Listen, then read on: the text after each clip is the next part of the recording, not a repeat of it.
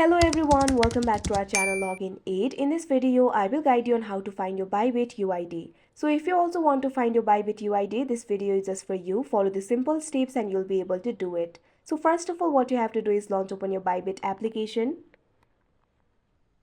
Make sure you're logged into your account. You can see over here Bybit is opened. Initially, you'll be in the exchange interface. So in order to find your UID, all you have to do is tap on the profile icon that you can see at the top left corner of your screen. Now you can see over here you'll be led to the user center. Here you'll be able to see several options. At top you'll be able to see your profile.